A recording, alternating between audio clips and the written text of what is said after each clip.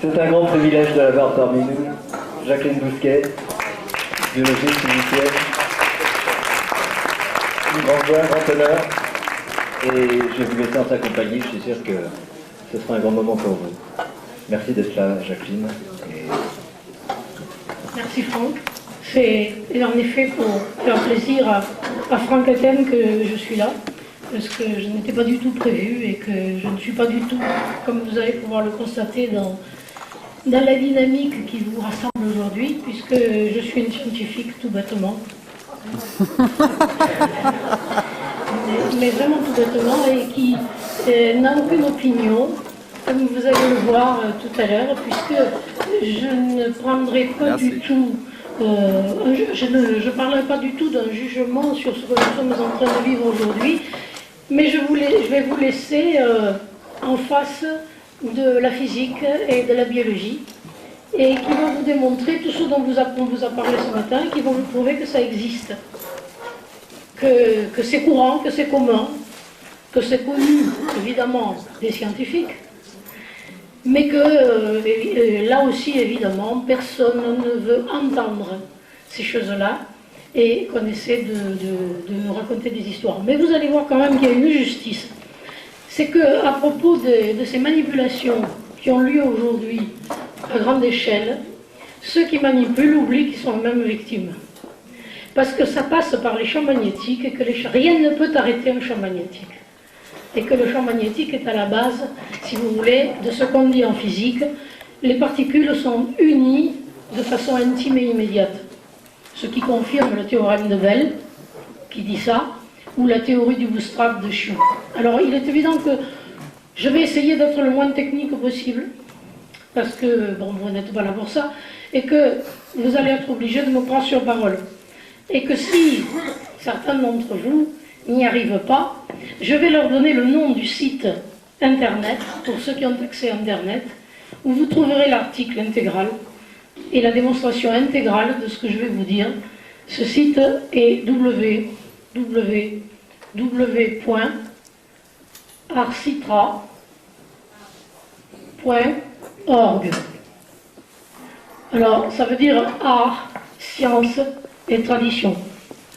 Et sur ce site, vous trouverez documents JB. JB, c'est moi. Et donc, vous aurez l'article qui s'appelle « Introduction de l'esprit dans la matière ».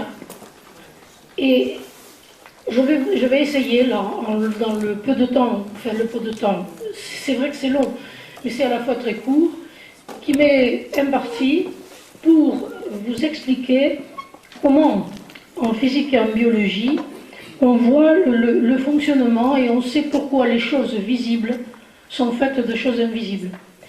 Et dans le même temps, au fur et à mesure que je vais vous expliquer ça, vous verrez que vous avez les moyens très faciles d'échapper à tout cela et de ne plus être manipulé d'aucune façon, et que vous pouvez échapper et à la pollution, qu'elle soit physique ou qu'elle soit morale, parce qu'en fait, il y a quelqu'un qui l'a dit depuis bien longtemps, depuis 2000 ans, vous êtes roi dans votre royaume.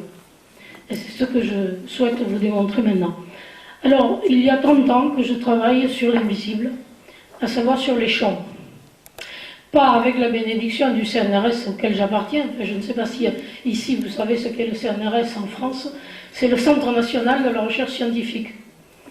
Et il est bien évident que ce n'est pas avec sa bénédiction que je me suis intéressée à l'immatériel, et même que j'ai pris position en arrivant dans ce grand organisme monolithique et archaïque. J'ai pris position contre l'expérimentation animale. Pour une biologiste, c'est plutôt malvenu, et je n'ai eu que des ennuis, enfin, évidemment, pendant toute ma carrière. Mais bon, j'ai terminé ma carrière sans être jetée dehors en 97, en prenant ma retraite.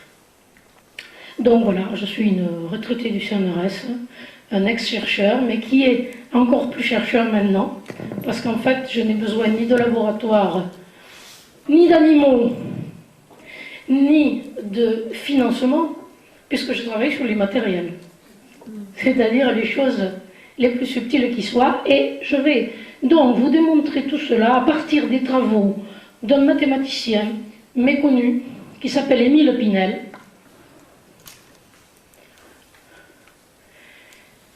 Et qui a eu le génie de s'intéresser à la biologie et de nous apporter un souffle comment dirais-je, de rigueur mathématique dans des phénomènes biologiques qui partent donc de ceux dont je viens de vous parler, de l'immatériel. Alors, je résume très simplement. Émile Pinel a défini 3 champs dans la cellule qu'il a nommés H1, H2, H3. Alors, je suis obligée au passage de définir ce qu'est un champ en physique. Eh bien, un champ, c'est un endroit où l'espace est structuré. Définition de la physique. Et une particule, qu'est-ce qu'une particule? Toujours en physique, c'est une densification de champ. Et rien d'autre.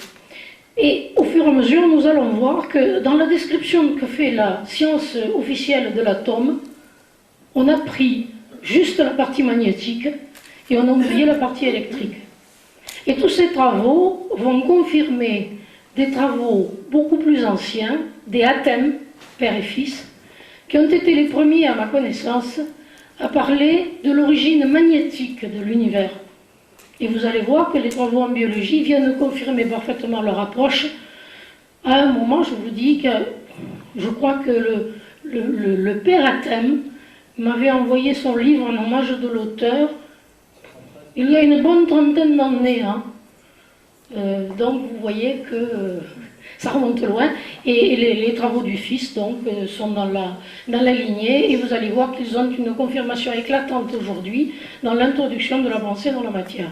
Donc Pinel définit 3 champs qui sont intracellulaires avec évidemment un champ résultant. Il faut imaginer que ces 3 champs font un champ résultant. Et nous verrons ensuite que ce qu'il appelle le champ H3 était un champ morphopsychologique, autrement dit responsable des formes dans l'univers, est un champ qui va se comporter comme des poupées russes. À savoir qu'on va commencer par le champ de la particule, le champ de la molécule, le champ de l'organe, etc., etc. Mais quand on va arriver au champ de l'homme, le champ qui fait que nous avons une forme d'humain, et que cette forme d'humain est spécifique, puisque vous savez que sur 6 milliards d'individus, il n'y en a pas 2 de semblables, et que cela va beaucoup plus loin qu'on ne croit. C'est-à-dire que même vos hormones, votre albumine, etc., sont personnelles. Ce que la science ignore complètement lorsqu'elle parle des HLA pour les greffes, nous verrons l'importance que ça a tout à l'heure. C'est chacun, de même que ses empreintes digitales, est unique. Et il est unique dans ses constituants. Donc lorsqu'on vous transfuse, on vous transfuse avec un psychisme et un champ étranger. Cela veut dire que vous êtes parasité par un psychisme étranger. Et que le premier, comment dirais-je, en biologie, dès que vous avez subi une transfusion, dans les 20 minutes qui suivent, l'organisme mobilise toutes ses forces pour rejeter cette chose étrangère qu'on lui a donnée, puisque le système immunitaire est garant du moi et du non-moi. Nous allons voir aussi d'ailleurs son rôle dans l'alimentation tout à l'heure. Et donc bon, je crois que j'ai tellement de choses à dire que ça se mélange complètement en me disant enfin il faudrait quand même que nous gardions un ordre un petit peu rigoureux de démonstration. Alors je reviens au champ de Pinel parce que lui au moins est mathématicien et structuré. Le champ H1 est un champ physique dans la cellule. C'est lui qui va fabriquer les protéines qui sont des protéines de structure ou des protéines de fonction. Passons, on n'a rien à en dire. Le champ H2 est important parce que c'est un champ de mémoire, donc c'est un champ totalement immatériel. Et l'avantage de Pinel est d'avoir démontré que dans le noyau de la cellule, dont vous avez tous entendu parler plus ou moins, le temps n'existe pas. C'est-à-dire que c'est un espace non euclidien à 3 dimensions d'espace. Le temps n'existe pas. Donc tous les phénomènes sont simultanés. Et c'est extrêmement important de comprendre cela parce que c'est l'ADN. Or, vous savez que l'ADN est un cristal liquide C'est bon, on commence un petit peu déjà à toucher aux cristaux. C'est un cristal liquide et ce sont des antennes. Nous avons d'ailleurs tous le même ADN. Comme qui dirait, nous avons tous le même piano. Simplement que nous n'en tirons pas les mêmes accords. Ça c'est déjà extrêmement important, puisque là aussi, dans l'ADN, il y a les gènes, et que ces gènes sont, comment dirais-je, des systèmes vibratoires résonnants, et qu'au passage, puisque j'aurai pas l'occasion peut-être d'y revenir, lorsqu'on parle de thérapie génique, c'est extrêmement grave, parce qu'il n'y a pas de thérapie génique. Soit le gène est malade, et auquel cas, c'est pas lui qui est malade, c'est le champ qui l'informe, c'est-à-dire l'immatériel. Le gène, lui, n'étant qu'une antenne. Donc, si on veut changer le gène, soit on prend un gène avec son champ informationnel, et auquel cas on va parasiter la personne à qui on greffe le gène, parce que on va être obligé de paralyser son système immunitaire pour lui éviter de rejeter l'étranger, soit on va le parasiter parce qu'on ne lui a pas donné d'anti-rejet, et ça peut aller jusqu'à une maladie très grave qu'on appelle la GVH, et qui est la maladie du greffon contre l'hôte, c'est-à-dire où le greffon tue l'hôte. Alors c'est ce qui peut se passer au cours d'une transfusion sanguine. Si vous prenez un individu, le sang d'un individu, j'allais dire avec un psychisme très évolué, alors on va utiliser avec beaucoup de précautions spiritualité, si vous voulez bien, en définissant spiritualité comme science de l'esprit. Ne mettons donc rien de religieux là-dedans, et disons simplement que la spiritualité, c'est l'étude des champs, c'est-à-dire de l'immatériel. Donc, si vous prenez quelqu'un dont la conscience est suffisamment évoluée et dont le taux vibratoire, c'est un terme de physique, hein, tout simplement. En physique, à une vibration correspond une forme. Si vous défaites la forme, vous changez la vibration. Si vous changez la vibration, vous changez la forme. Ok? Et alors, un exemple au passage, le prion.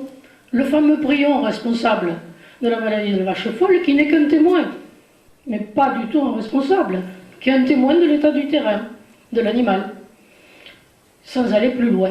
Donc, c'est une protéine qui se replie mal, autrement dit, qui n'a plus la même forme, et qui ne possède donc plus la même information, et qui n'a plus d'information de vie, mais une information létale, une information de mort. D'accord? Donc, ces fameux gènes ne peuvent pas être greffés, parce que, je vous répète, soit on le greffe avec son champ, et auquel cas c'est grave, ça peut être très grave, soit on le greffe sans son champ, ce qui veut dire que l'individu donneur du germe est mort. On verra tout à l'heure en quoi consiste la mort dans le domaine de ces champs. Et à ce moment-là, vous greffez une antenne qui va essayer de recapter le même champ, c'est-à-dire un champ pathologique. Et donc on va ajouter encore à la confusion du système immunitaire et du corps, et on a vu qu'ils ont arrêté la thérapie génique parce qu'aux États-Unis, ils ont tué un grand nombre de malades. Ils disent de toute façon ils seraient morts. Oui, mais moi je veux bien. Mais alors pourquoi parle-t-on de génie génétique? Bon, alors donc, vous voyez, vous à l'échec, nous verrons tout à l'heure, si nous avons le temps, les OGM, puisque les OGM représentent exactement la même chose, la même pathologie, le même, j'allais dire, la même folie de l'homme qui se prend à l'égal de Dieu. Nous allons voir tout à l'heure aussi que Dieu n'existe pas, sur le plan de la physique, et qu'il vous appartient de créer votre propre Dieu, c'est-à-dire votre Dieu intérieur, avec lequel vous pouvez aller où vous voudrez, n'importe où, et où on pourra essayer de vous manipuler par micro-ondes, satellites ou autre, et on ne pourra rien contre vous, vous allez voir, c'est extrêmement simple. Donc, les OGM, ça représente aussi, dans une forme de molécules données, issues, je vais dire, de carottes, normales, cultivées en agriculture biologique, j'insiste, parce que l'agriculture biologique est un facteur de survie. C'est vraiment un facteur de survie. Alors, n'écoutez pas la rumeur aujourd'hui qui vous dit oh ben, ça ne sert à rien l'agriculture biologique parce que la pollution est telle que c'est aussi pollué par les champs voisins, par la pluie, etc. Mais je vais vous dire, moi, en tant que biologiste, que ça m'est complètement égal et que nous avons une faculté extraordinaire, le vivant, c'est de nous adapter. Et que si nos ancêtres revenaient, ils ne vivraient pas 48 heures. Donc, nous sommes adaptés aux pesticides, à tout ça. Mais il y a une chose qu'on oublie de vous dire, c'est que tout le vivant se nourrit de formes qui se déforment. Donc d'informations. Parce que, alors là aussi, bon, c'est vrai que j'essaie d'aller assez vite et que je n'ai pas dit l'essentiel, je n'ai pas dit que dans le monde il y avait la matière, l'énergie et l'information. Donc l'information est par nature totalement immatérielle. Je suis en train de manipuler de l'information là actuellement. Mais pour vous faire échanger de l'information avec vous, ou pour vous faire passer de l'information, je suis obligé d'utiliser l'énergie. L'énergie, en l'occurrence, c'est quoi? C'est que je fais vibrer l'air, c'est ma voix. Et ma voix n'a pas d'importance en tant qu'accent. Oui, j'ai un accent de Carcassonne, c'est vrai. Mais c'est absolument sans importance. Je veux dire par là que monsieur le dirait à ma place, il le dirait avec une voix beaucoup plus grave, etc. Mais bon, ça c'est sans importance. Par contre, ce qui est important, c'est l'information qui circule sur l'énergie. Et que chaque fois que vous utilisez le mot énergie, et ça c'est très très important, je vous demande de faire attention, c'est de l'information. Et ça va être d'autant plus important lorsque nous allons parler de l'action des micro-ondes, de la nocivité des téléphones portables ou des lignes à haute tension. Parce que vous avez vu que personne ne peut se mettre d'accord sur la nocivité. Alors vous entendez des gens qui vous disent c'est très mauvais, et puis d'autres qui disent mais non, c'est pas mauvais du tout, les deux ont raison. Et vous allez voir pourquoi, parce que l'énergie est porteuse d'information et que l'information qui est dessus va varier en fonction de l'endroit où est passée, par exemple, la ligne à haute tension. Si la ligne à haute tension de 400 000 volts est passée sur un champ traité en agriculture intensive, donc vous avez vu, les paysans maintenant, ils sont revêtus de scaphandres, des masques, des gants, etc. Donc c'est d'une toxicité inouïe. La ligne en passant, elle est composée d'un champ magnétique et d'un champ électrique, et le champ magnétique est le support de la pensée, des concepts, de l'information. Donc le champ magnétique de la ligne prend l'information poison. Et il est évident que ceux qui sont après, eh bien ils vont récolter cette information de mort. On s'est aperçu de ça, tout simplement parce qu'on avait étudié le cas de personnes qui étaient au voisinage d'une ligne de 400 000 volts et qui tous les ans étaient hospitalisées pour toxicité aiguë au moment de, je vais dire n'importe quoi, je ne sais pas, de novembre. Tous les ans. Et on s'est aperçu qu'à ce moment-là, le fermier, quelques 10 km avant, traitait son champ.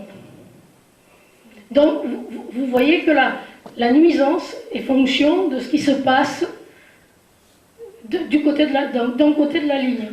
Et que donc, si vous prenez juste avant le champ traité, et bien si ça se trouve, il n'y a rien. Donc si le scientifique fait l'étude là, il ne va rien trouver.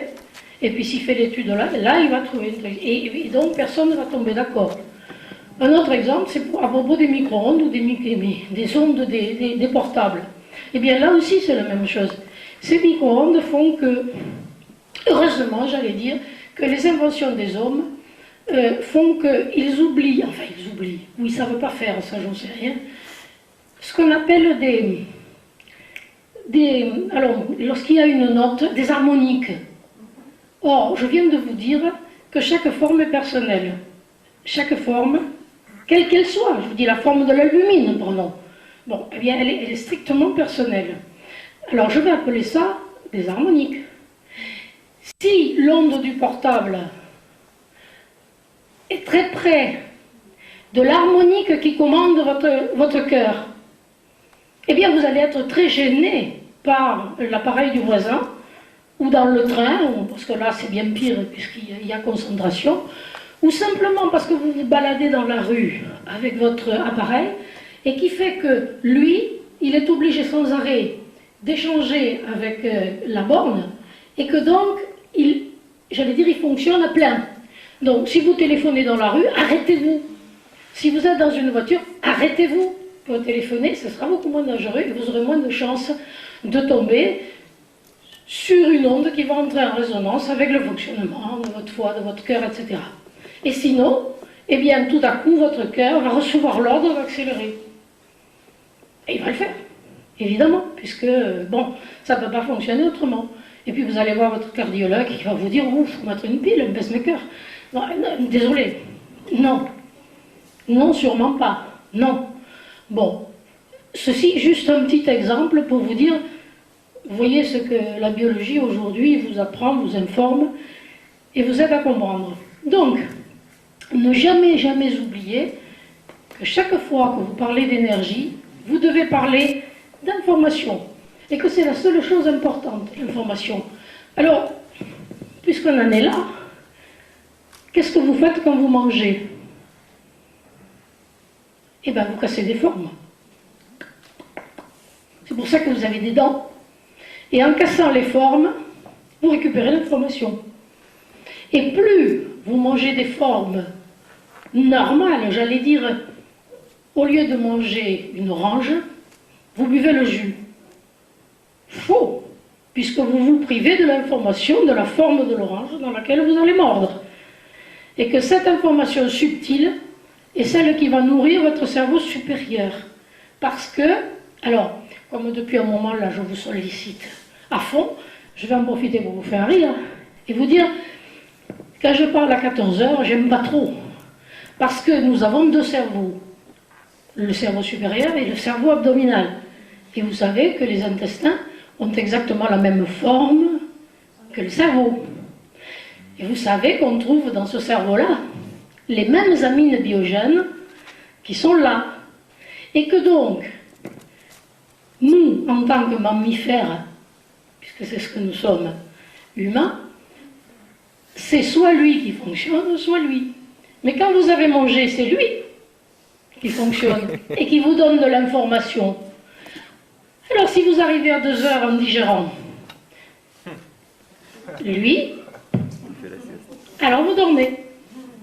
Et celui qui parle, il vous endort. Et d'ailleurs, c'est très facile à voir, vous savez.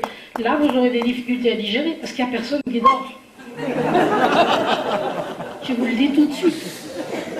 Alors il y a un choix que l'organisme doit faire, soit diriger ses énergies vers le haut, et à ce moment-là vous êtes attentif, soit digérer, mais vous ne pouvez pas faire les deux en même temps, c'est pas possible. C'est pour ça qu'il faut manger dans le recueillement et dans le silence.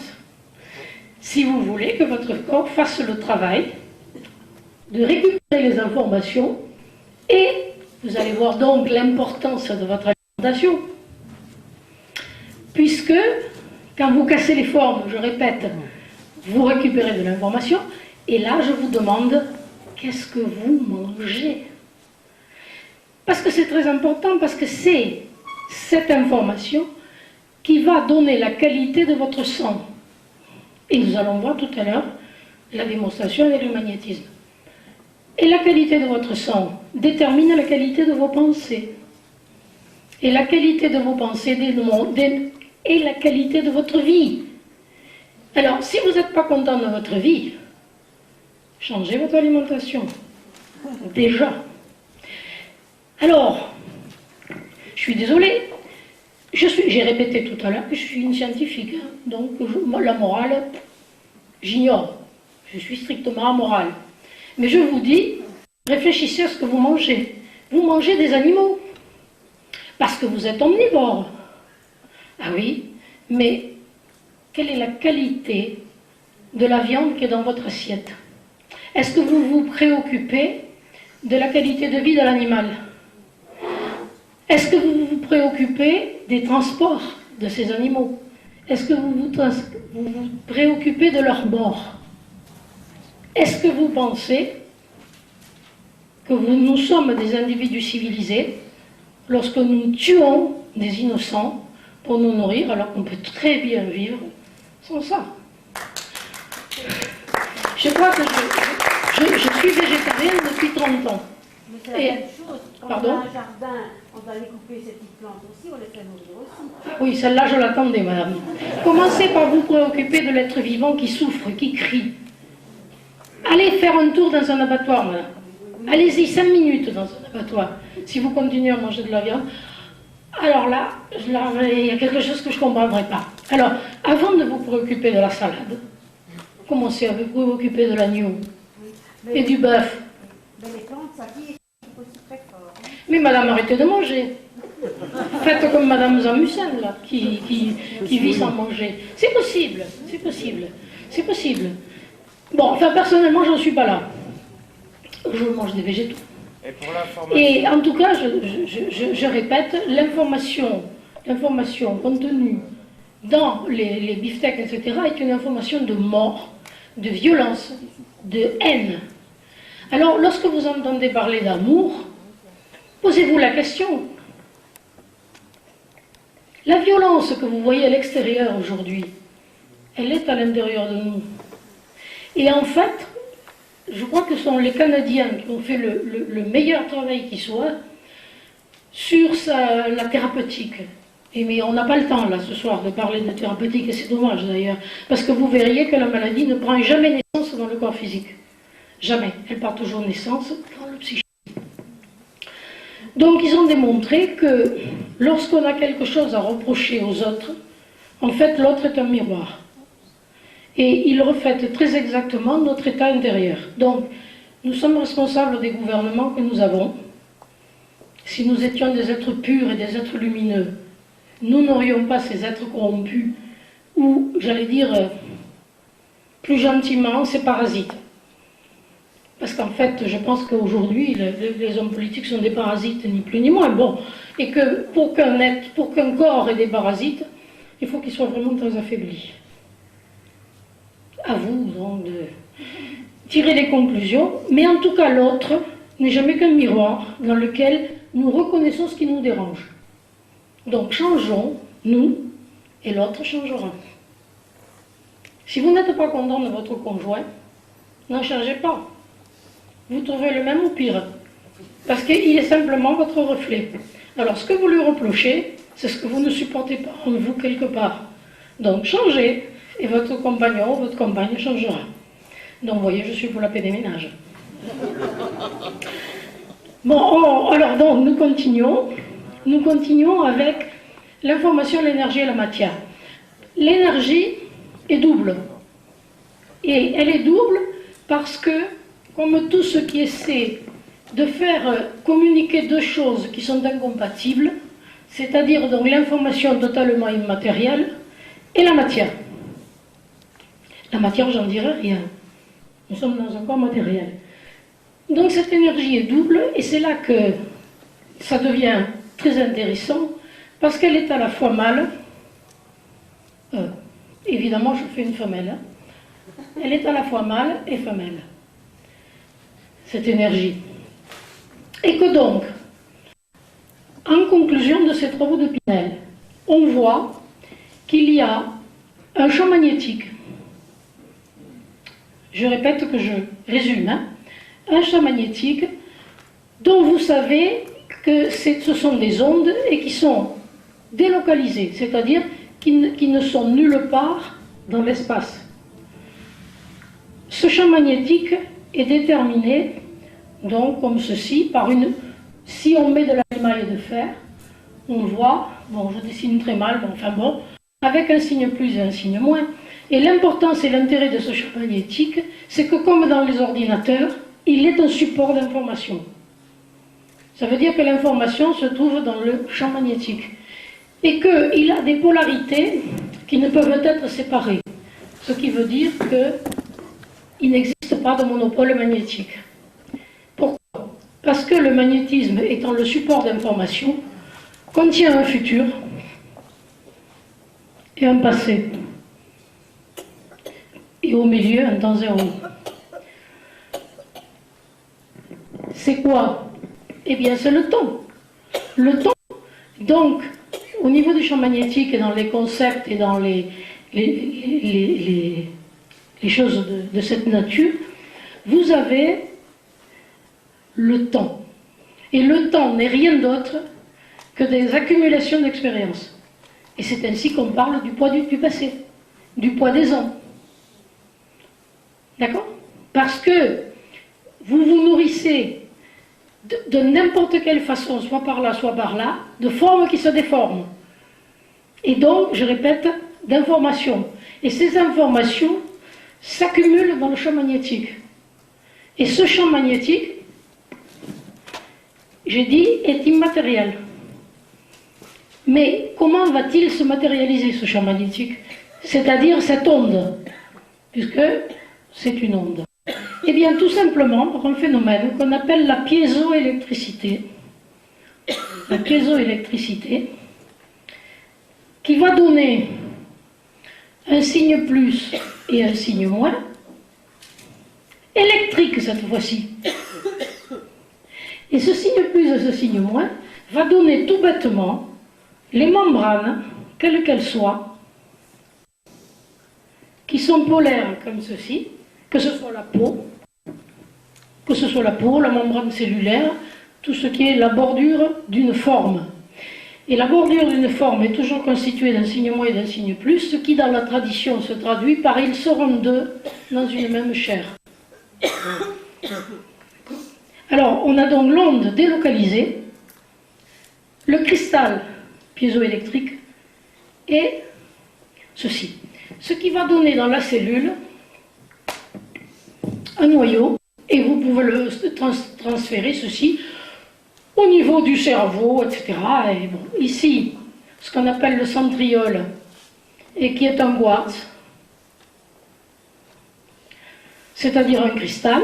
Donc ici, l'ADN, dont je vous ai dit que T égale 0, le temps n'existe pas, et la membrane cellulaire, tout le tour, qui est bipolaire, et qui, elle, est électrique. Sachant qu'ici se trouve l'information.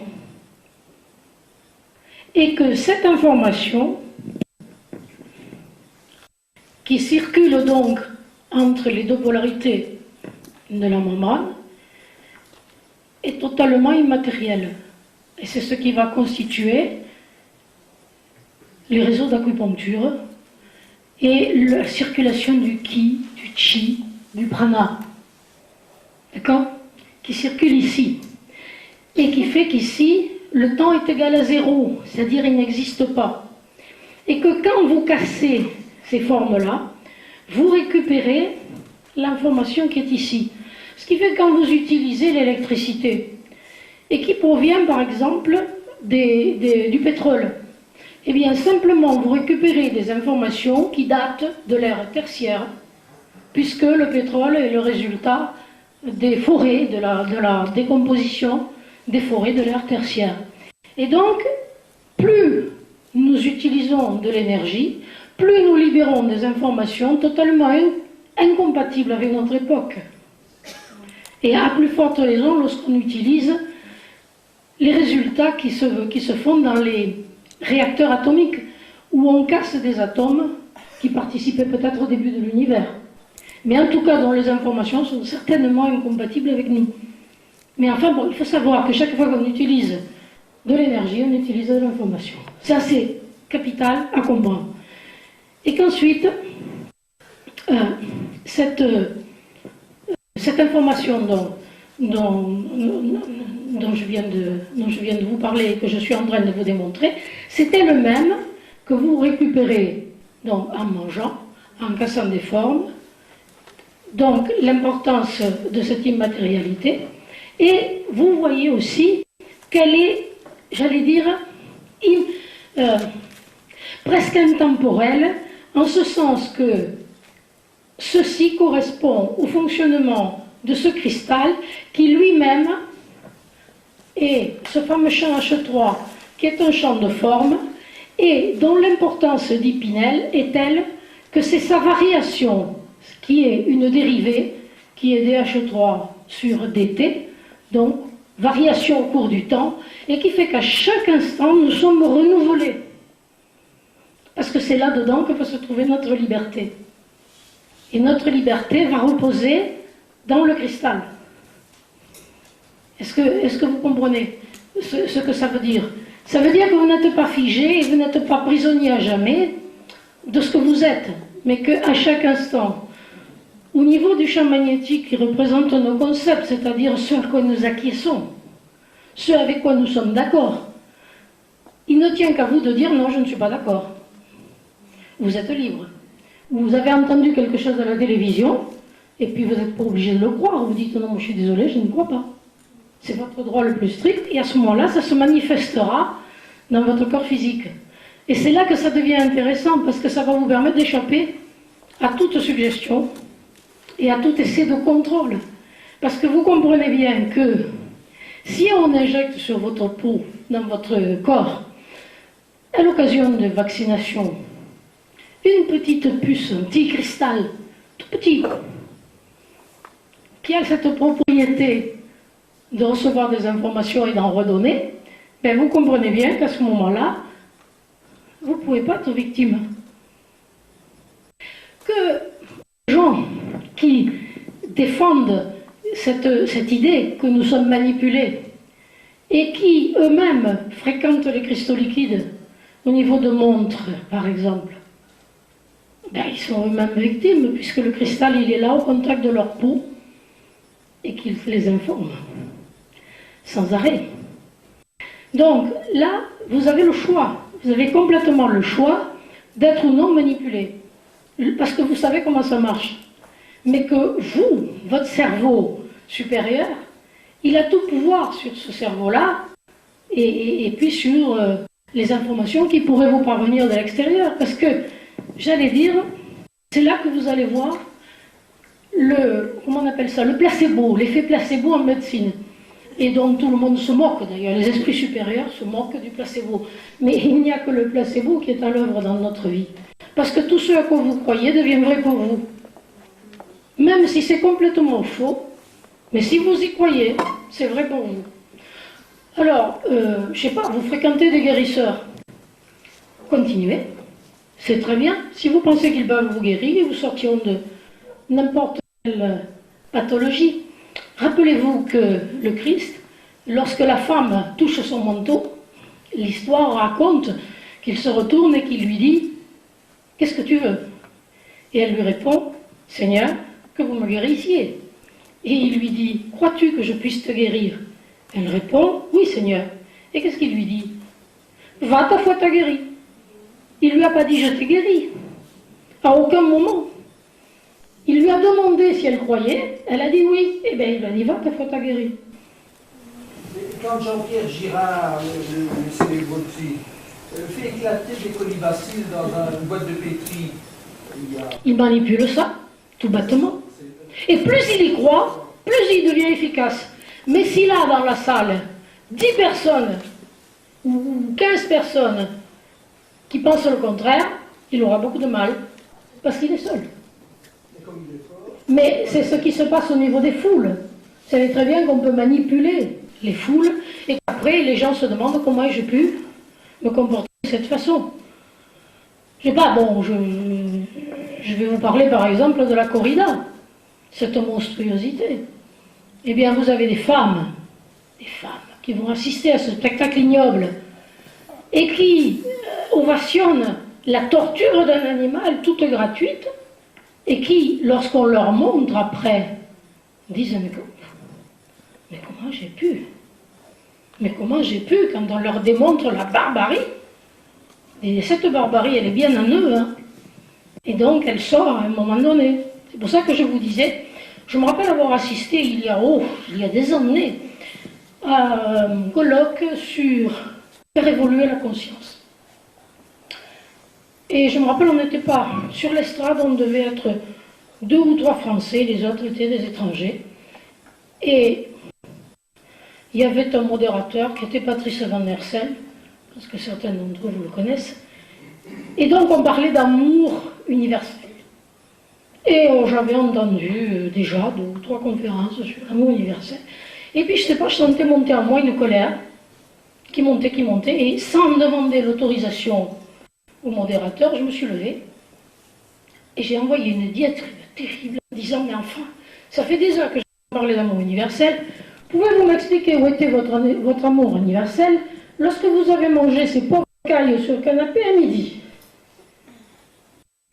Et j'ai argumenté, enfin, un certain temps, et puis Van Hersel m'a fait, j'ai réalisé, je me suis assise, il y a eu un silence, vraiment de mort, et puis toute la salle, et Dieu sait s'il y avait du monde, debout, a applaudi. Ça veut dire que mon message était passé 5 sur 5, disant, mais attendez, vous parlez d'amour, mais de quoi parlez-vous, nom d'un chien? De quoi parlez-vous? Ce champ magnétique, là, on sait qu'on ne peut pas arrêter un champ magnétique, et c'est par là que nous sommes reliés de façon intime et immédiate. Je ne parlerai pas du champ unitaire ultime de la physique, parce que ça nous entraînerait trop loin, mais il s'agit d'un champ magnétique non polaire, qui est le soubassement de tout ce qui est. Ce qui veut dire que j'ai commencé en vous disant que toutes les particules étaient réunies de façon intime et immédiate. Ce qui veut dire que la particule de l'animal, qui est un hologramme, c'est-à-dire qui contient toute l'information, elle est en nous, qu'on le veuille ou non. Et donc, j'allais dire, cette haine de l'animal pour l'humain, cette façon d'incompréhension totale, comment ce Dieu peut-il nous traiter de cette façon, etc. Tout ça est en nous, il n'y a pas de problème. C'est en nous. Et la tradition est tellement persuadée de ça qu'elle dit, seule la compassion peut racheter un karma. Compassion, ça veut dire souffrir avec, je rappelle. Mais comme nous sommes dans un univers d'ordre, un cosmos, ce que vous ne faites pas par amour, vous le ferez dans les pleurs et dans la souffrance. Comme on devient ce qu'on mange, et comme on devient ce que l'on tolère, parce que vous savez qu'on peut pécher, par pensée, par parole, par action, et par omission. Or, que faisons-nous? Nous supportons, nous déléguons à des gens qui ne pensent qu'à l'argent. Vous avez entendu ce matin le droit élever, regardez ce terme, des animaux pour les manger, pour les torturer, pour servir à la vivisection. La médecine actuelle est le résultat de cette barbarie qu'est la vivisection. La médecine tue. Alors on vous parle de 8000 morts sur la route, mais on ne vous parle pas de 25 000 morts par an, dues aux erreurs médicales, à la médecine, à la iatrogénèse, à la maladie nosocomiale, etc. Personne n'en parle de ça. Mais pourquoi est-ce qu'on n'arrête pas cette hécatombe? Pourquoi est-ce qu'on ne vous dit pas que la médecine ne se préoccupe que des symptômes? Ah, c'est très facile, là, vous avez un symptôme, vous avez le centre fluide, on le coagule. Il coagule, on le fluidifie. Vous avez mal à la tête, prenez de l'aspirine. Vous avez des rhumatismes, prenez des anti-inflammatoires. Vous êtes diabétique, prenez de l'insuline. Et ce, jusqu'à la fin de vie, pour le plus grand bonheur des laboratoires, qui ne tiennent pas du tout à vous guérir, puisqu'ils vivent de votre maladie. Et qu'ils ont intérêt, évidemment, de l'entretenir le plus longtemps possible. On sait aujourd'hui guérir un cancer. Parce qu'on sait aujourd'hui ce qu'est un cancer. Et à ce moment-là, on va vous parler, je ne peux pas, j'ai pas le temps, des foyers de Hammer et de Hammer. Hammer, qui est certainement un génie qu'on devrait porter au nu, et vous avez vu ce qu'on lui a fait. Et il est exilé en Espagne, et on l'a déchu de son doctorat. C'est un comble, étant donné que le doctorat est un diplôme, je veux dire par là, mais quel est lui-même qui est capable de décréter tout à coup, je suis docteur en sciences? Ah ben non, vous n'êtes pas conforme, vous n'êtes plus docteur en sciences. Ah non, je suis désolé, mais je mourrai dans la d'un docteur en sciences, puisque c'est ce que je suis. Et donc Hammer est médecin, et on l'appelle le guérisseur Hammer. Entre parenthèses, c'est un compliment, parce qu'on ne risque pas de dire ça de nos médecins. Donc, en passant, qu'est-ce qu'un cancer? Eh bien, un cancer, c'est une rupture de rythme, de dialogue, entre ce champ H3, qui est, je le répète, un champ de forme qui s'appuie sur le champ H2 de mémoire pour transmettre les informations au corps physique, et le corps physique qui renvoie les informations au champ H2 de l'ADN par l'intermédiaire de ce champ H3. Et donc, ce champ H3 n'a d'importance que par sa variation dans le temps, puisque nous ne sommes jamais les mêmes, que nous sommes sans arrêt en train d'acquérir de l'information. Et donc, je vais représenter très grossièrement donc, ce champ H3 qui nous entoure. Alors, pourquoi j'ai parlé d'un champ délocalisé tout à l'heure, où je vous ai dit qu'il est nulle part dans le temps et dans l'espace, et pourquoi est-il autour de nous, ce champ? Alors, qu'est-ce qu'il y a dans le son? On vous dit Adam, en tradition. Adam, ça veut dire Aleph, le 1, dans le sang. Donc ça veut dire le moi, je suis, ça, dans le sang. Comment? Eh bien dans le sang, comme par hasard, il y a du fer, il y a de l'hémoglobine. Qu'est-ce qui est susceptible de s'aimanter? Le fer. Qu'est-ce qui est capable de capter un champ magnétique? Le fer. Qu'est-ce qui est capable de retenir autour de nous ce champ délocalisé qui autrement irait se promener dans l'espace, ce qu'il va faire au moment de la mort physique? Où H3 reste intact, travaux de Pinel. Lorsque dans les formules de Pinel on fait T égale 0, on s'aperçoit que tous ces champs meurent. Seuls des H3 sur des T meurent. Sa variation, autrement dit, le moyen d'échanger de l'information avec l'environnement meurt. Mais H3 reste intact. Donc le mort part vivant, dans un champ de lumière. Ce qui rejoint la tradition. Et, que dit la tradition? Elle dit qu'il faut 3 jours pour que le mort se soit dégagé de son corps. Et que dit la biologie? Qu'il faut 3 jours pour que les métaux quittent la cellule. Tiens, comme c'est bizarre, et comme la science rejoint la tradition. C'est tout bête. Alors donc, ce champ, pourquoi il est là? Alors que je viens de dire qu'il était délocalisé, à cause du fer qui est dans le sang. Voilà. Alors il est autour de nous, ce champ. Et je le répète, c'est un champ de forme. C'est donc lui qui est responsable de la forme de notre corps et qui fait qu'on n'est pas un lapin, un chien, un cobaye, je sais pas, un hérisson. Donc ici, il y a un individu, là. Bon, je dessine très mal, hein, mais bon, pas important. Voilà. Donc, ce champ, je vous ai dit tout à l'heure qu'il ne pouvait communiquer avec le côté électrique du corps physique que par un cristal ou un cristal liquide. Eh bien, il se trouve que le cerveau est un cristal liquide. Et qu'en effet, dans le cerveau, le temps n'existe pas. Et je n'en veux comme preuve qu'il est totalement insensible. Vous pouvez manger à la cuillère, ce que font d'ailleurs les tribus primitives avec les singes. Ils mangent leur cerveau à la cuillère. Et ben voilà. Et j'ai aussi pas dit, hélas, mais je ne peux pas tout dire, que tout repose en fait dans la vie sur un ruban de Mébius. Et tout à l'heure, quand j'ai évoqué le champ unitaire ultime de la physique, qui est en avant de tous les autres champs, et qui est par définition intemporel, acausal, etc., avec toutes les qualités qu'on attribue au divin, eh bien ce champ, il est constitué de particules tournant en sens inverse.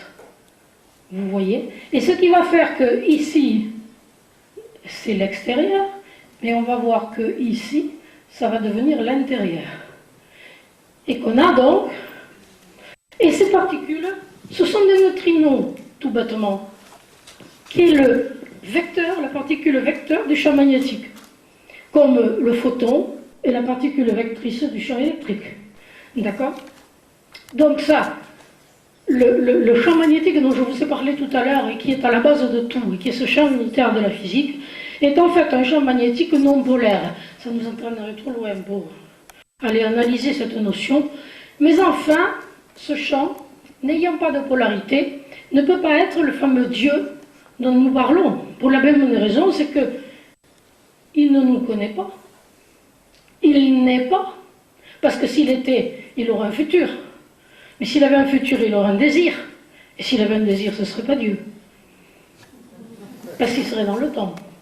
Et c'est d'ailleurs en fonction, c'est d'ailleurs ce Dieu-là que l'homme a, j'allais dire, déifié, et au nom duquel il se bat. C'est mon Dieu, vous vous rappelez? Ce qu'on vous a dit ce matin. Hein, le Dieu unique, puisque moi je le connais, c'est que l'autre n'est pas bon. Eh bien voilà, il a été généré par l'homme. Mais vous pouvez avoir accès à ce champ qui est à l'intérieur de vous-même, et qui est à votre disposition, il n'a pas de polarité, il est comme l'eau. Si vous voulez de l'eau, vous pouvez mourir de soif devant de l'eau, elle ne viendra jamais à vous. C'est bien que vous alliez boire. Eh bien là, le divin, c'est pareil. Et la tradition vous dit, avant qu'ils ne demandent, je leur ai déjà tout donné. Donc, ce que vous allez mouler avec votre pensée, avec votre mental, va devenir vrai pour vous. Donc attention à vos pensées. Contrôlez vos pensées, parce que ce que vous redoutez, vous êtes sûr que vous l'aurez. Parce que ce truc-là, qui n'est pas polaire, ne sait pas ce que c'est que plus et moins. C'est-à-dire, si vous dites « je ne suis pas malade », ceci va entendre « je suis malade ». Ok? D'où les pensées positives dont on vous rabat les oreilles partout. Ayez des pensées positives. Mais voilà la preuve, tout bêtement, hein, au niveau des champs de la biologie. Bien, alors donc, revenons à nos moutons. Le cerveau est un cristal liquide. Il est hors de l'espace et du temps, mais il est piézoélectrique. Ce qui veut dire que l'onde, en provenance du champ, va arriver ici, et ici, elle va être transformée en signe plus et en signe moins, dont je vous parlais tout à l'heure, donc en énergie de la forme. Et il va se créer des molécules à l'intérieur du cerveau et dans le corps par les nerfs qui vont faire que vous devenez ce que vous pensez. Voilà l'introduction de la pensée dans la matière. Ça passe par là, par ce phénomène de piézoélectricité. Si ce champ reçoit une information dont on va dire qu'elle est stressante, l'évolution se fait toujours par le stress. Le stress est un facteur d'évolution. Parce que si vous êtes cool et baba, vous n'avancerez pas beaucoup, parce que pourquoi voulez-vous changer les choses? Vous trouvez que c'est très bien comme c'est. Donc vous n'allez pas évoluer. Par contre, si la vie vous envoie un grand coup de poing, là vous allez vous poser des questions. Mais pourquoi il m'arrive ça à moi? Et je vous dirai tout à l'heure, par exemple, parce que c'est intéressant, vu qu'il se trouve que je suis un petit peu spécialiste de l'interface science-tradition, et que la tradition, je l'utilise au niveau de la Kabbale, ça vous dit donc que vous ne pouvez évoluer donc avec un stress, et que la tradition dit « je ferai sortir mon peuple d'Égypte ». Donc le peuple, c'est le peuple Israël, c'est-à-dire ceux qui croient à cette triunité, 1, 2, 3, ce mouvement magnétique, bon, ce serait trop long. Israël, c'est ça, et le monde, c'est les rites. Et le dieu du monde, enfin le roi du monde, c'est le pharaon, dans la tradition. Okay, et alors donc, je sais pas, on fait dire au divin, j'endurcirai le cœur du pharaon, afin que mon peuple sorte d'Égypte. Ça veut dire que quand vous êtes dans le monde, donc au niveau de ce corps électrique, vous agissez dans le monde, alors qu'on vous demande d'entrer en vous-même pour changer vos concepts afin de changer le monde. Vous voyez ce que je veux dire? Là, il y a la solution, hein. Je vous préviens. Donc, il va vous arriver que tout ce que vous entreprenez dans le monde se casse la figure. Vous voulez de l'amour? Il n'y en a pas. Vous voulez de l'argent? Il n'y en a pas. C'est le chômage. Vous voulez, je sais pas, tout ce que vous allez faire dans le monde va se casser la figure. Jusqu'à ce que cette souffrance vous amène à entrer en vous-même en vous disant, mais qu'est-ce qui se passe? Mais qu'est-ce qui arrive? Et vous allez quelque part avoir la solution. Vous la trouverez. En voilà une aujourd'hui, c'est moi. Il se trouve que c'est moi. Et que peut-être, votre souffrance dans la vie, vous allez la comprendre et vous allez entrer en vous-même et vous allez tout changer. D'accord? Est-ce que vous voyez comment se passe ce mécanisme? Bon, alors donc, je vais vous parler du stress. Et je vous dis donc, au niveau de ce change 3, vous allez avoir un stress. Alors, je vais prendre un exemple en tant que biologiste, puisque je n'ai pas d'autre moyen que de vous faire comprendre avec un exemple. On va parler d'une femme qui rentre chez elle et qui trouve son mari avec une autre femme. Bon, c'est un stress, elle s'y attend pas. Hein, partons du truc où... Bon, alors elle a 3 ou 4 façons de réagir. Mais ce stress, elle l'a pris ici, au niveau de son champ informationnel, puisque c'est une information qui vient de lui parvenir. Mon mari me trompe. Ok? Elle va réagir en disant, me faire ça à moi, dans ma maison, ça, elle va avoir ce qu'on appelle un conflit de territoire. Parce que c'est sa maison. Et donc ici, ça va disjoncter dans son cerveau à un endroit qui commande le territoire. Or, l'endroit qui commande le territoire, c'est le cœur. Donc, elle va avoir ici rupture du dialogue du chant avec le cœur. Et elle va avoir une pathologie cardiaque. Le territoire, ça peut aussi être autre chose. J'allais dire que c'est très complexe dans l'analyse de la réponse qui est propre à chacun. Parce que j'ai dit femmes, mais messieurs, vous pouvez aussi faire la même expérience, hein, et essayer d'imaginer comment vous réagiriez si vous arrivez ça. Donc, ici, donc, nous disons que le dialogue entre le cerveau et le cœur est faussé par une onde différente. Donc, je vous ai dit tout à l'heure qu'à une onde correspondait une vibration, donc une vibration correspondait à une forme. Ça veut dire que l'information est incorrecte. Ça veut dire que le cœur va subir une rupture de rythme qui peut aller jusqu'à la mort d'ailleurs, parce que c'est une information létale. Elle peut aussi avoir un complexe de dévalorisation. Je ne suis plus rien. Alors, si c'est une dévalorisation sexuelle, elle va faire un cancer des voies génitales féminines. Je ne parle pas du sein, c'est autre chose. Et à ce moment-là, vous allez comprendre que le choc psychologique va couper le fusible carrément. Le fusible a sauté. L'information était trop forte. Et à ce moment-là, cette zone du cerveau qui va commander l'utérus devient silencieuse. Donc le chant, lui, je vous rappelle qu'il est un chant de forme. Et donc il sait qu'il n'a plus d'utérus, puisqu'il n'a pas le retour. Et il va dire au cerveau, fabrique-moi un utérus. Donc il va envoyer des ordres de mitose. Et c'est le cancer. Est-ce que vous comprenez? Il ne sert à rien d'enlever l'utérus, puisque le chant, lui, il sera toujours insatisfait. Ok? Voilà la naissance d'un cancer. Et vous voyez que la naissance du cancer, elle est toujours au niveau du chant. Au niveau du chant, le dialogue du chant avec le reste. Par contre, si vous voulez arrêter ce processus, il faut soit réconforter la personne ou lui permettre d'en parler. Parce qu'en parler, déjà, c'est diminuer le stress. D'en parler, vous vous rendez compte, on m'a fait ça, etc. Parce que cette personne-là, justement, elle ne veut pas s'exprimer. Parce que si elle s'exprime, elle n'aura pas cette rupture. Parce que, j'allais dire, le chant, lui, il va toujours donner le moyen à l'individu, j'allais dire, animal, soit d'attaquer, soit de fuir. L'attaque peut être, eh bien, je les tue tous les deux. Bon, je ne dis pas que c'est une solution, hein. Ne me faites pas dire ce que j'ai dit. Mais je veux dire que là, il n'y aura pas de cancer, ni il n'y aura pas de pathologie.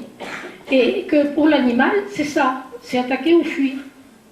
Ou alors elle va dire je m'en fous, parce que de toute façon je fais pareil. Bon, mais auquel cas, pareil, il n'y aura pas de pathologie. La pathologie, elle est là lorsque vous recevez un choc dans le silence, que vous ne pouvez pas en parler. Donc, soit vous pouvez en parler avec un décodage biologique des maladies, et à ce moment-là, le problème se règle, le cancer disparaît. Soit vous pouvez avoir une action physique. Je ne sais pas, je ne suis pas thérapeute, et qui va faire que par rétroaction sur le champ, c'est finalement le psychisme qui changera la chose. Une action physique, lorsque par exemple vous avez un cancer, un médecin vous dit changez complètement votre alimentation, arrêtez la viande par exemple. Et ça constitue pour le corps un tel remue-ménage, j'allais dire, que le psychisme changeant, on s'aperçoit qu'après tout, l'incident n'était pas si grave que ça. Parce que c'est sur le coup qu'on trouve que c'est dur. Mais je ne sais pas combien d'entre vous ont eu des chocs et se sont aperçus après qu'après tout, vu de loin ou un an après, bon, bah, vous étiez bien débarrassé finalement. Ok? Enfin, je n'essaie pas d'interpréter. Non, non, non, non, non, non, on évacue le stress si on en parle. On évacue le stress. Le fait de parler de quelque chose, de pleurer, le pouvoir des larmes est absolument extraordinaire pour évacuer une tension psychique. Donc c'est un rapport de force avec l'information. Oui. Donc ça veut dire que si on a un GSM, il peut ne pas être nuisible parce qu'on est supérieur à lui. Tout à fait. Mais les gens de Tchernobyl, ils sont quand même passés. Hein. Les gens? Les gens de Tchernobyl, ils y sont quand même passés. Peut-être parce qu'ils n'avaient pas l'information, mais j'ai pas le temps là de vous parler de l'ionisation. Parce que le Messie, c'est l'ionisation. C'est-à-dire que vous ne pouvez pas avoir d'information s'il n'y a pas d'ionisation. Et que vous pouvez très bien passer au travers d'un réacteur atomique si vous êtes centré sur le champ magnétique. C'est-à-dire, vous êtes invulnérable. Je vous donne un exemple, parce qu'après tout, il n'y a d'intérêt que dans les exemples. On connaît un homme qui avait décidé d'être invulnérable. Et il était parti aux Indes voir un maître. Et il avait dit à ce maître, voilà, je veux être invulnérable. Enfin, il était tellement obsédé que le maître a cédé et lui a dit, ben voilà, il lui a fait faire tous les exercices et il est revenu. Et il pouvait se poignarder, il ne se passait rien. Et alors évidemment, la faculté s'est intéressée à son cas parce qu'il se promenait dans la vie avec un acolyte, parce que personne ne refusait, aucune personne n'acceptait de le poignarder. Il se trimballait toujours avec son poignard. Allez-y.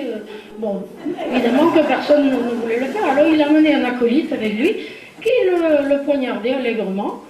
Et bon, alors la faculté s'est intéressée à son cas et on a fait des radios. On a vu le foie transpercé, les intestins transpercés, mais lui, il était sûr qu'il était invulnérable, il était invulnérable. Bon, il y a des tas de choses comme ça. Par exemple, vivre sans manger. Eh bien, on sait qu'il y a eu Marthe Robin, qui a vécu 30 ans, avec une hostie et une cuillère à café d'eau. Elle a été surveillée par le corps médical, par des scientifiques, qui ont vu que c'était authentique. Alors, vous avez des gens qui vous disent « Ah oui, mais elle était au lit ». Non, attendez, on croit rêver quand on entend des réflexions aussi stupides. On dit « Mais restez au lit seulement un mois, d'ailleurs ». Eh bien, allez-y, on va voir. Elle est restée 30 ans. Elle était persuadée que son Dieu la nourrissait. Et bien voilà, elle a vécu 30 ans. Donc vous devenez ce que vous pensez. Ça, c'est extrêmement important. Et si vous pensez qu'actuellement, vous êtes maître de vous, puisque je vous dis, le Christ, il a toujours dit, moi je suis roi dans mon royaume. Mais dans le sien, il a bien dit. Il ne vous a pas invité dans le sien. Il vous a dit, vous pouvez en faire autant. Il vous a dit, ce que je fais, vous pouvez le faire, et des choses plus étonnantes encore. Et tout, dans sa vie, est un exemple de vie. À vous de décider. Je dirais, si vous voulez avoir quelque chose de pas très pollué au niveau de la tradition, vous pouvez prendre l'évangile de Thomas. C'est pas très facile à lire, hein, parce que les logions sont assez hardes. Mais si vous arrivez à entrer dans cette logique, vous aurez un chemin de vie absolument extraordinaire. Bon, je ne vous parle pas de la Kabbale, parce que ça, c'est quand même autre chose. Mais je veux dire que la Kabbale avait déjà perçu ce dont je vous parle, puisque elle vous parle de les deux fameux piliers dont on vous dit qu'il ne faut pas goûter. Vous savez, on vous dit, dans le paradis, vous avez deux arbres. Non, oui, vous avez deux arbres, trois arbres en fait. L'arbre du bien et du mal, vous êtes interdit d'en manger les fruits, sinon vous subirez un changement d'état. Dans la Kabbale, c'est pareil, vous avez deux polarités ici, et vous avez 1, 2, 3, 4, 5, 6, 7, 8, 9 et 10, vous voyez, et l'éclair flamboyant passe comme ceci, 6, 7, alors oui, je fais partie le 8 ou le 1, enfin peu importe. Ici donc vous avez les polarités, et ici vous avez l'arbre dont le fruit est bon, on vous dit. C'est l'arbre de la conscience parce que vous avez le 1 dont je vous disais qu'il correspond à ce champ indéterminé qui est à votre disposition pour que vous lui fassiez exprimer ce que vous voulez par vos concepts, enfants, conceptus, c'est-à-dire ce à quoi vous croyez. Et c'est important de savoir à quoi vous croyez parce que ça va déterminer votre vie ici. Donc le 1. Bon, nous parlerons pas de ça qui s'appelle date, qui est extrêmement complexe, mais nous parlons d'ici ce 6, qui est le Soleil et qui est un champ magnétique. Et ce champ magnétique, il ne peut que donner. Ok? Et ici, le 9, c'est ce qu'on appelle la piézoélectricité, qui va transformer ce champ magnétique en 10, qui est le mâle et la femelle, dans la forme. Ok? Voilà ce que dit la Kabbale de tout temps. Je veux dire, il y a des millions d'années et qui sera vrai encore dans des millions d'années. Et donc, il est là pour vous informer, aussi bien que vous informe aujourd'hui la physique quantique et la biologie. Vous retrouvez la même chose. Et si vous mettez ces deux termes en face, vous avez le 69. Et vous vous apercevez que ce 69, c'est le yin-yang, le fameux yin-yang. Et vous avez absolument besoin du champ magnétique, ici, et de la piézoélectricité qui est là, pour transformer cette chose immatérielle en quelque chose de matériel. Et vous comprenez, là, le jeu de la vie, qui est le jeu du 1, c'est-à-dire ce qu'on appelle le divin, on appelle ça le 1, le Aleph. Mais je vous rappelle que vous êtes divin, parce que vous êtes Adam. Et Adam, c'est Aleph dans le sang. Donc vous êtes fils de Dieu. Là, ça vous le dit. Et que ce 1 joue un jeu avec ce qu'on appelle le 10, qui est la manifestation. Et que ceci est indéterminé, et ceci est déterminé. Et je dirais, nous, les Occidentaux, nous avons choisi ceci, c'est-à-dire nous sommes prisonniers d'un corps physique qui nous dessert, plus qu'il ne nous sert, et que les Orientaux ont choisi l'indétermination. Et qu'il serait temps maintenant qu'on rejoigne les deux en comprenant ce qu'est le 10 par le DH3 sur DT, c'est-à-dire qui à chaque instant vous permet d'être différent de ce que vous étiez dans la minute précédente. Et pour vous, à votre avis, est-ce qu'on a pu avoir des vies antérieures, hommes ou femmes? Absolument. Mais ça, c'est une démonstration mathématique. J'ai d'ailleurs écrit un article qui s'appelle « La réincarnation, croyance ou certitude ». Voilà. Et je dirais que mathématiquement, la survie du champ H3 fait que nous avons vécu des tas de vies. Voilà. Hommes ou femmes? Hommes, femmes ou animaux. Ouais, Parce que je vais vous dire que si vous n'utilisez pas votre faculté de choix, votre faculté d'individualisation, vous reviendrez comme animal. Puisque vous revenez pour vivre ce que vous avez considéré comme bon pour les autres. Vous avez entendu ce que j'ai dit? Donc ça veut dire que vous allez, je ne sais pas moi, si vous avez un jugement sur quelqu'un ou sur quelque chose, vous reviendrez pour subir ce jugement. Et c'est pour ça que la tradition dit, les femmes sont des hommes qui se sont mal conduits. C'est la tradition qui dit. Et de la même façon, la tradition dit, la femme est le passé de l'humanité. Et l'homme est une caricature du futur. Je pense que c'est très bien vu. Je pense que c'est très bien vu, mais sachant aussi que ce sont les femmes qui font les hommes. Parce qu'on accuse les hommes d'être des machos, etc. Je suis désolée, c'est leur mère qui est responsable. Ça, c'est évident. Alors donc, lorsque vous voyez de quelle façon sont traitées les femmes, enfin en tout cas, lorsqu'elles sont dans des pays où elles n'ont pas comme nous aujourd'hui le droit de s'affirmer. Je veux dire par là que si elles s'identifient à leur côté femelle, ce qui malheureusement est le cas de beaucoup de femmes, alors à ce moment-là, elles risquent de subir la loi des mâles. Mais celles qui ont décidé qu'il en est pas question, celles-là, je défie quelque homme que ce soit de venir lui marcher sur la pointe des chaussures. Ça, c'est un choix. Je veux dire par là que je suis bien placée pour en parler parce que je suis une scientifique, déjà, et en plus, je suis une théoricienne. Or, les hommes ont décidé que les théories, c'était le domaine des hommes. Et donc, moi, je fais irruption dans leur monde, donc ils m'ignorent. Ce qui m'arrange au fond. Mais en tout cas, qui les dérange, je dirais beaucoup.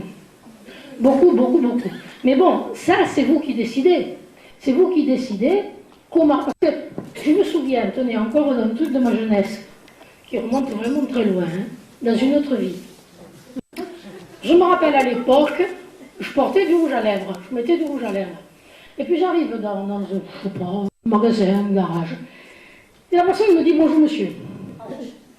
Et je sais pas, je crois pas avoir quand même une barbe. Et en plus, je dis du rouge à lèvres.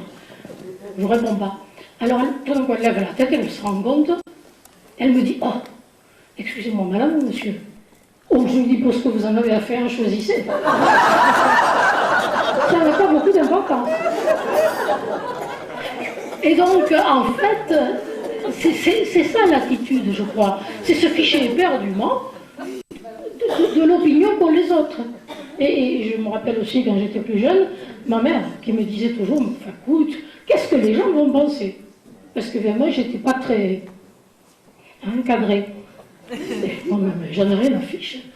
Mais alors, ça m'est parfaitement égal l'opinion que les autres ont de moi. Ce qui est important, c'est l'opinion que moi, j'ai de moi. La pauvre femme, elle n'a jamais compris. Mais je lui ai fait gagner son paradis. C'est la seule consolation que j'ai aujourd'hui, qu'elle n'est plus là. Bon, enfin bref, voilà. J'essaie de vous faire un peu rire, parce que c'est vrai que c'est un peu dur, tout ce que je vous ai dit.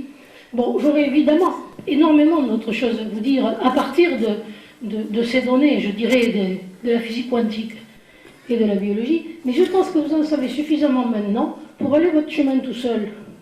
Et comprendre qu'en vous, il y a cette possibilité de sortir de l'électrique pour rentrer à l'intérieur de vous-même et donc de ne plus goûter du fruit de l'arbre du bien et du mal, c'est-à-dire vous identifier à ce que vous êtes apparemment et que vous n'êtes pas en réalité. C'est ça qui est dit tout au long de la tradition. Et la physique aujourd'hui vient le confirmer. Si vous vous identifiez au corps physique, vous allez subir tout ce qui va pouvoir agresser votre corps physique, dont vous parliez tout à l'heure. Je disais les radiations, les ondes baladeuses avec leur différence de forme se rattachant à la même, les harmoniques, dont je vous parlais tout à l'heure. Mais si vous pensez que ça n'est que la manifestation de ce à quoi vous croyez, de vos concepts, changez de concept. Et votre corps physique, à chaque instant, sera différent. Comment voulez-vous attraper quelque chose qui n'a pas de réalité? Vous savez que, je vous donne un autre exemple parce que ça vaut le coup, en tradition. On vous dit, il vous est interdit de prononcer le nom de Dieu.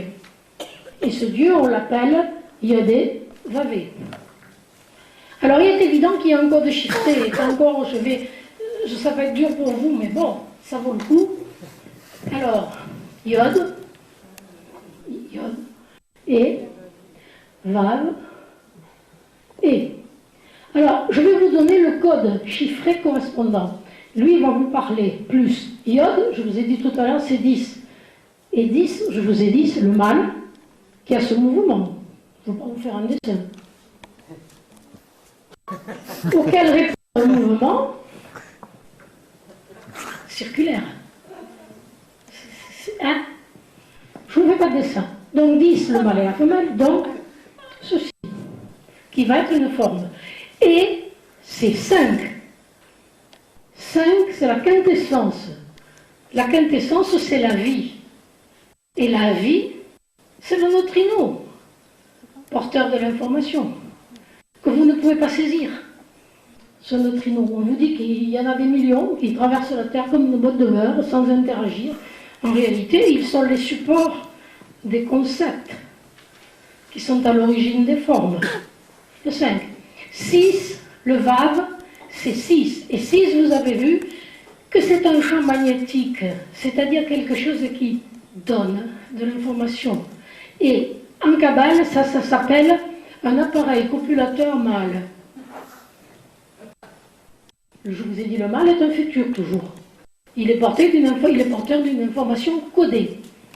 6 et 5. Et alors, qu'est-ce que vous avez là? Vous avez que lorsque deux vies se fécondent, on aboutit à la merveille du 10, c'est-à-dire de quelque chose qui est. Et c'est l'intemporel. On appelle ça le Seigneur, Dieu, etc. Mais c'est l'intemporel parce que ce 10 est le résultat de ceci, dont je vous parlais tout à l'heure.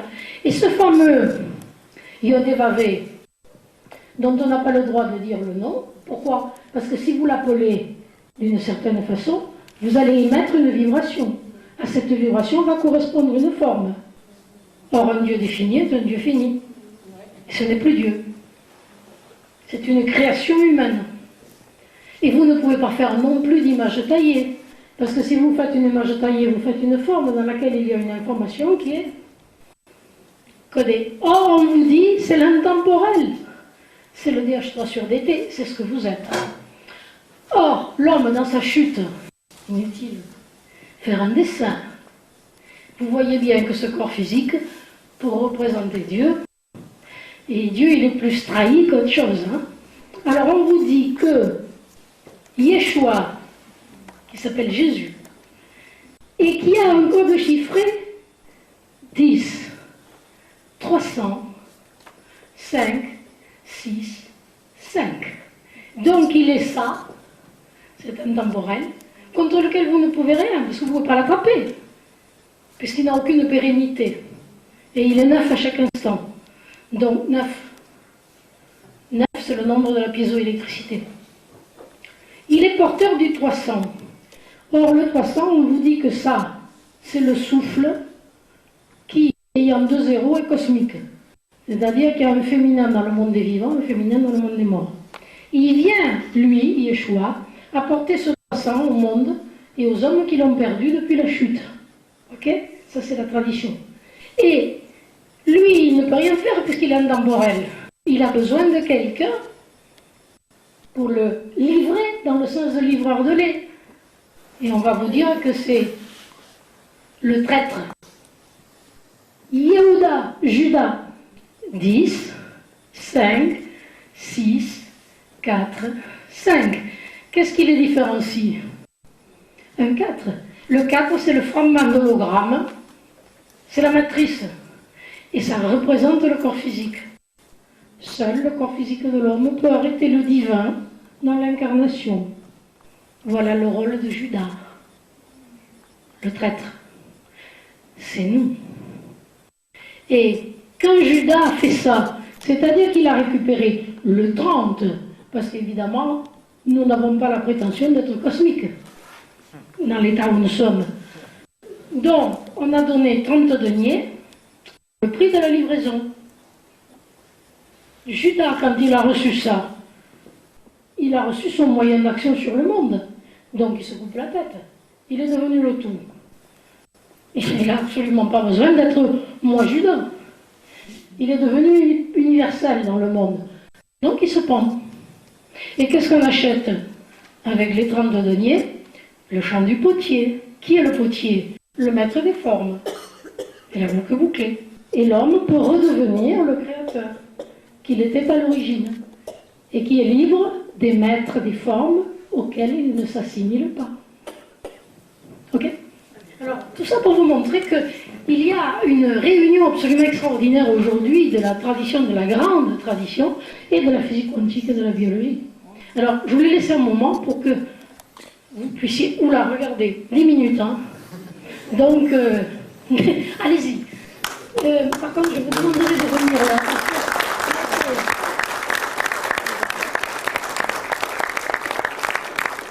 Je suis très frustrée tout à l'heure de ne pas entendre les questions. Ok. Bonjour. C'est très court, vous avez parlé de messie Tonton. et de ionisation. Et je voulais savoir un peu plus sur l'ionisation et le messie. Ça m'entraînerait dans beaucoup de choses, mais simplement je vais vous dire Ionas, c'est la colombe. Et la colombe, ça veut dire ionisation aussi. Ça veut dire que pour que quelque chose soit, et quelque chose s'exprime, il faut absolument qu'il y ait des ions, c'est-à-dire des charges. Par exemple, qu'un milieu biologique qui peut transférer de l'information est un milieu ionisé.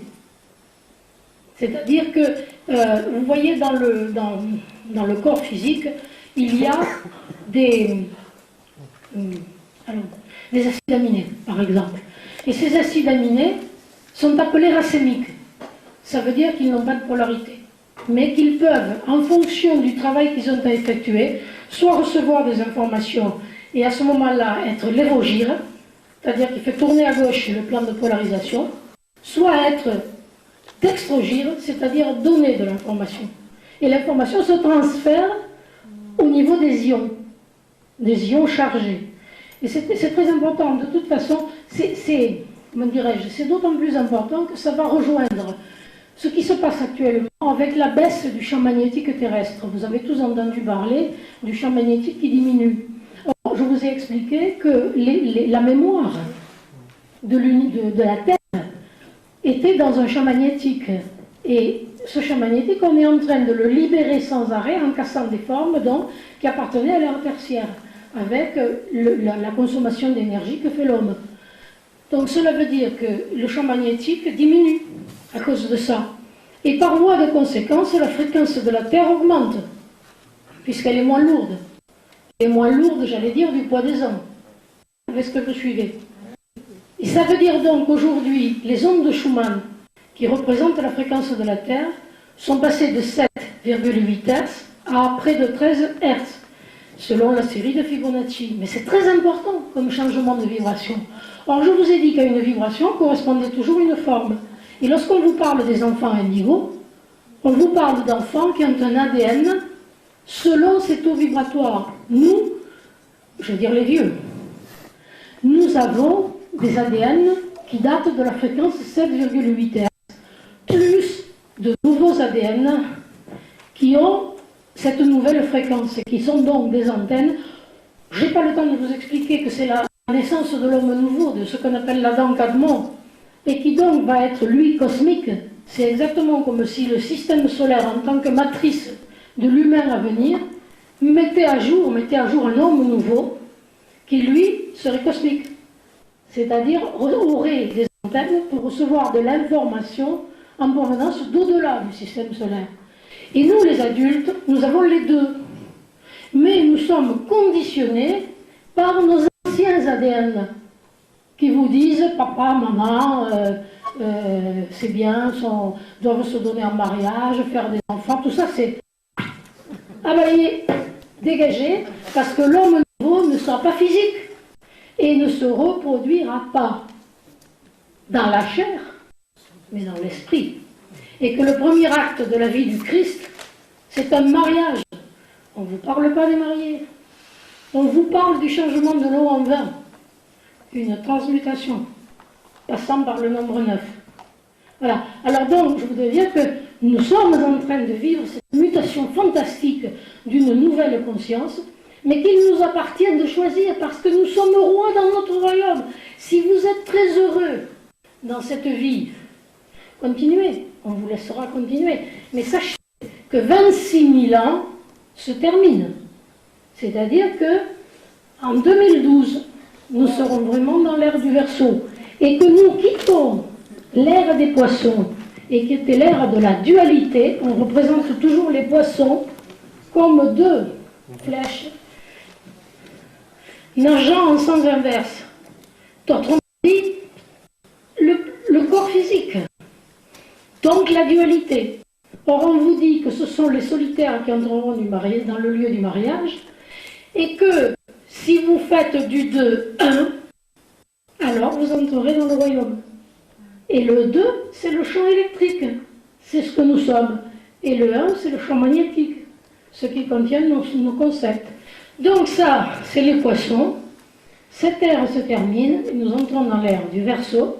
Et le Verseau, c'est une onde, c'est-à-dire le champ magnétique, c'est-à-dire l'unité, et c'est-à-dire l'amour universel. Le voilà.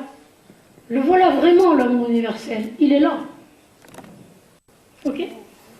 Voilà. Excusez-moi, ça n'a rien à voir, mais vous parliez tout à l'heure de l'information et des deux cerveaux, celui qu'on avait en bas et celui qu'on avait en haut. Et moi, il y a 2 ans, j'ai mangé macrobiotique. Et on m'a bien signalé qu'il fallait, je dis ça pour tout le monde, mâcher au moins 50 fois. Mais bon, comme maintenant, une personne ce matin disait que le progrès, c'est d'aller vite. Donc, Ah non. On dit qu'il faut aller vite et que c'est du progrès plutôt. Hein. Et qu'en fait, on apprend à manger plus vite, à aller encore toujours plus vite. Oui, mais on voit le résultat. On voit le résultat, c'est-à-dire qu'en fait, on ne prend plus l'information par rapport à la bouche. Tout à fait. Et en fait, ça devient... Tout à fait. On est en carence. Donc, il faut apprendre à mâcher. On est en carence et il faut manger le plus possible de choses crues en début du repas. Je vous ai expliqué pourquoi, parce que vous allez donner une information de vie. Parce que lorsque vous allez manger une salade qui a 3 jours de frigo, eh bien, son information subtile, elle n'a plus déjà la même forme. Donc, elle va vous ramener vos vibrations. Parce que manger est un acte d'amour. C'est faire l'autre sien. Et c'est pas par hasard qu'on dit j'aime. J'aime le beefsteak. C'est bien une relation d'amour, ça, non? Alors, vous devenez ce que vous aimez. Parce que vous descendez pour faire monter l'autre. Et l'évangile de Thomas dit, bienheureux est le lion que l'homme a mangé, et le lion deviendra homme. Et souillé est l'homme que le lion a mangé, et le lion deviendra homme. J'ai pas la peine que je fasse un dessin. Les transferts d'informations se font du plus au moins, et lorsque vous mangez, vous descendez pour faire monter la substance. D'accord?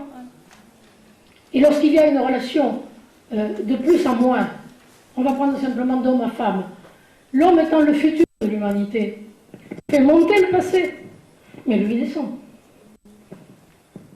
Je veux dire que c'est bêtement mathématique. 3 minutes. Allez-y. Il reste 3 minutes.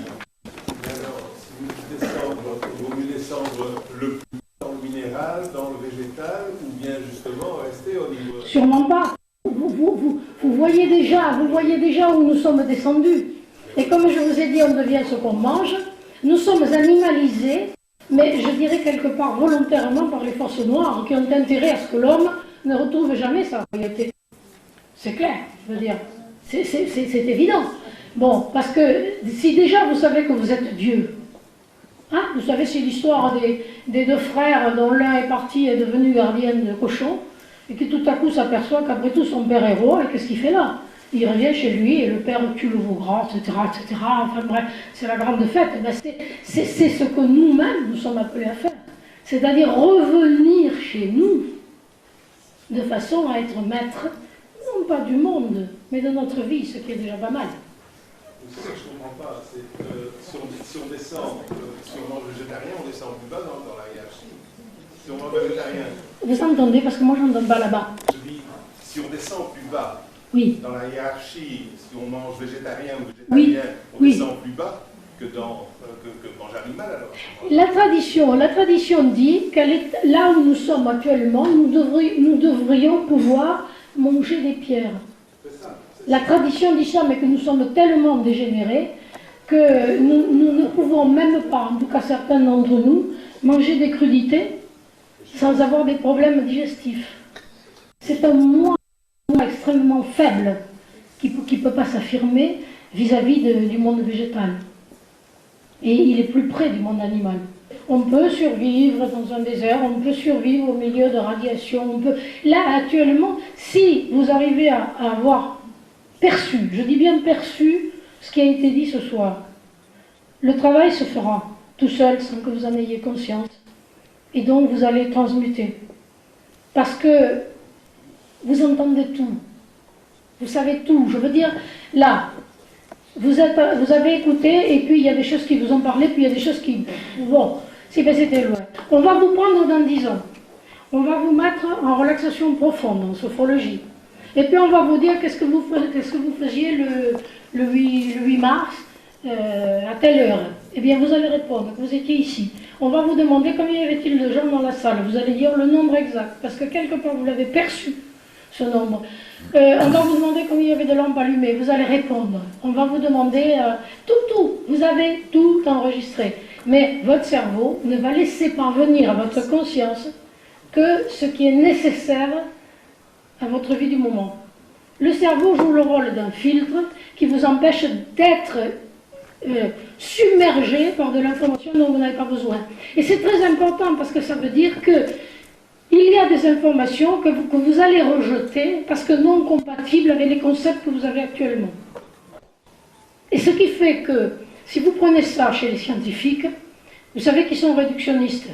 Et ils sont tellement réductionnistes qu'ils refusent toute idée nouvelle, qui pourrait les déstructurer et les obliger à changer. Et à ce moment-là, leur cerveau n'entend pas. Donc, moi, je n'accuse pas mes collègues. Je pense simplement qu'ils sont victimes de leur biologie. Ils n'entendent pas. Et par exemple, je travaille avec un physicien qui est un homme pur et dur, vraiment, et au début qui était effaré parce que je lui racontais que c'est pas possible, mais c'est pas possible. Bon, et là maintenant, 1 minute. Et là maintenant, donc, on discute, il est arrivé à faire une certaine méditation, et il m'a dit dernièrement, et je traduis textuellement ses propos, mais si tu as raison, et malheureusement je crois que tu as raison, tu nous as foutus dans une belle merde. Voilà, exactement ce qu'il m'a dit. Bon, je m'arrête, je pense que la minute est... Et je ne vous ai pas laissé suffisamment de temps. On pourra recommencer à se poser des questions plus tard dans la soirée.